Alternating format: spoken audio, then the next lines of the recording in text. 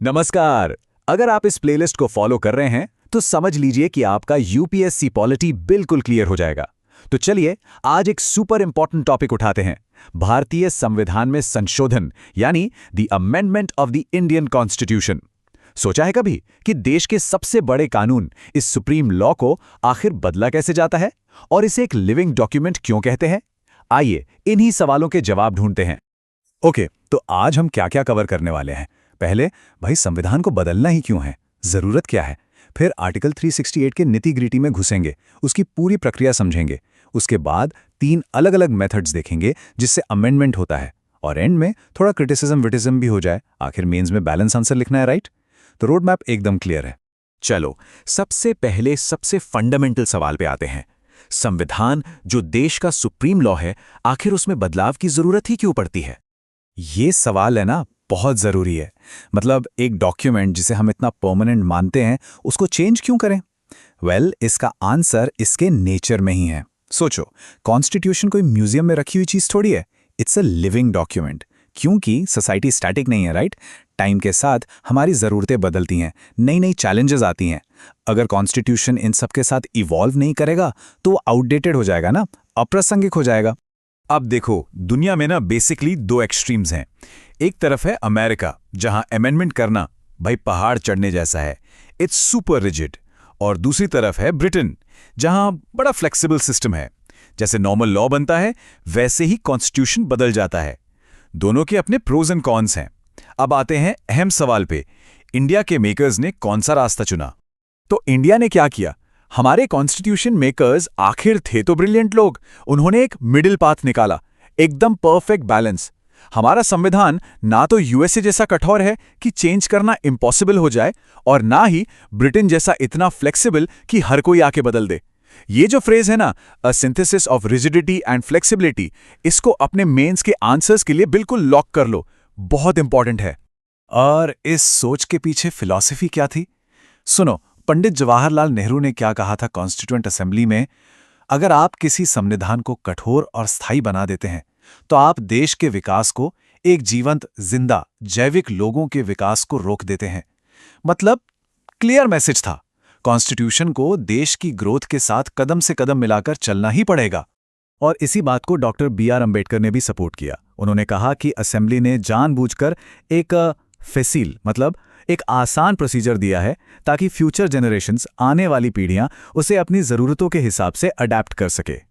Okay, philosophy समझ ली। अब आते हैं इसके टेक्निकल साइड पे, मैकेनिक्स पे। संविधान के पार्ट 20 में सिर्फ एक आर्टिकल है, जस्ट वन, आर्टिकल 368। यही आर्टिकल पार्लियामेंट को पावर देता है कॉन्स्टिट्यूशन को अमेंड करने की। और हाँ प्रीलिम्स वालों, पार्ट 20 आर्टिकल 368 दिमाग में बैठा लो। चलो इस प्रोसेस को स्टेप बाय स्टेप तोड़ते हैं। स्टेप 1, बिल पार्लियामेंट के किसी भी हाउस में आ सकता है, लोकसभा या राज्यसभा, स्टेट्स में नहीं। स्टेप 2, कोई मिनिस्टर लाए या प्राइवेट मेंबर, फर्क नहीं पड़ता। स्टेप 3, ये सबसे क्रूशियल है, बिल को स्पेशल मेजॉरिटी से पास होना होगा। अब ये स्पेशल मेजॉरिटी क्या बला है? सिंपल, टोटल मेंबर्स का 50% से ज्यादा, और जितने लोग प्रेजेंट हैं और वोट कर रहे हैं उनका 2/3 majority. Got it? Okay. Step 4, दोनों हाउसेस को अलग अलग पास करना है, नो शॉर्टकट्स। स्टेप 5, अगर बिल फेडरल स्ट्रक्चर से रिलेटेड है, मतलब जिसमें स्टेट्स का भी स्टेक है, तो पार्लियामेंट के बाद कम से कम आधे स्टेट्स की असेंबली से भी सिंपल मेजॉरिटी से पास करवाना पड़ेगा। स्टेप 6, इतना सब होने के बाद बिल जाएगा प्रेसिडेंट के पास। और आखिरी स्टेप 7, प्रेसिडेंट को इस पर साइन करना ही पड़ेगा, no if no but.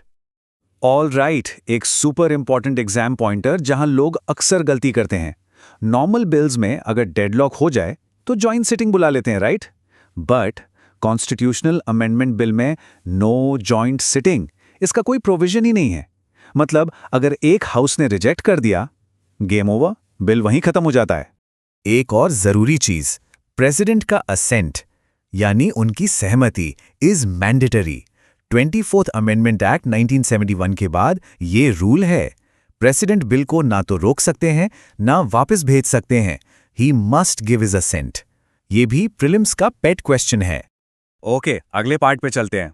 Article 368 में टेक्निकली 2 तरह के अमेंडमेंट लिखे हैं, लेकिन इन रियलिटी संविधान को 3 तरीकों से बदला जाता है। हाँ, थोड़ा कंफ्यूजिंग लग सकता है, बट डोंट वरी, आओ इसको एकदम क्रिस्टल क्लियर करते हैं। तो बस याद रखो, 3 वेज हैं, और इनका डिफरेंस समझना एग्जाम के लिए सबसे जरूरी है।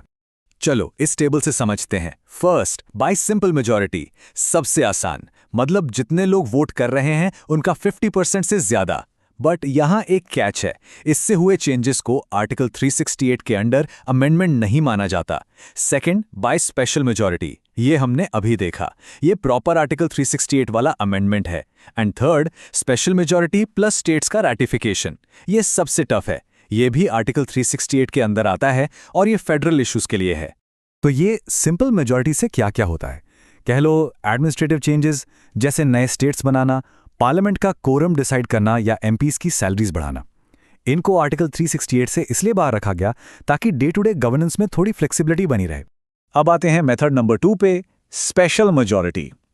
ये समझो कि डिफॉल्ट मेथड है, कॉन्स्टिट्यूशन का ज्यादातर पार्ट इसी से अमेंड होता है और इसमें सबसे इंपॉर्टेंट चीजें आती हैं आपके फंडामेंटल राइट्स, डीपीएसपी और बाकी सबको जो फर्स्ट और थर्ड कैटेगरी में नहीं है। और फाइनली सबसे टफ वाला, स्पेशल मेजॉरिटी प्लस स्टेट्स का हाथ। ये कब यूज होता है? जब बात देश के फेडरल ढांचे की हो, ऐसे प्रोविजंस जो सीधे सीधे यूनियन और स्टेट्स के पावर बैलेंस को अफेक्ट करते हैं, जैसे प्रेसिडेंट का election, supreme court, high courts, powers का डिवीजन, जीएसटी इसका एक क्लासिक एग्जाम्पल है।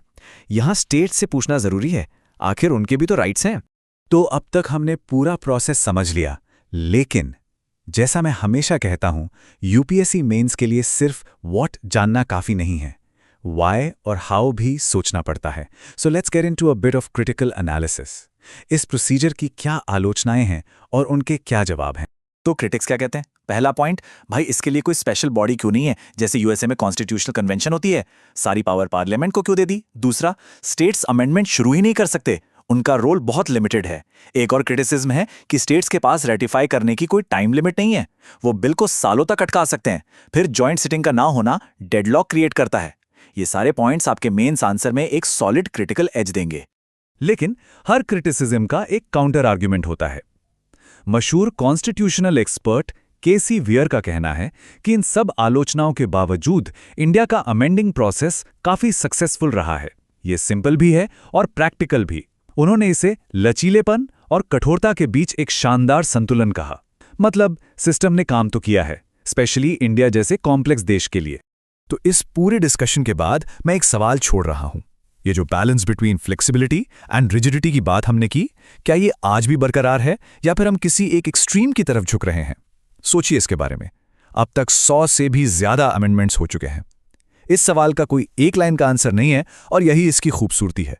चलिए इसी सोच के साथ आज का सेशन खत्म करते हैं। मिलते हैं अगले विश्लेषण में। जय हिंद।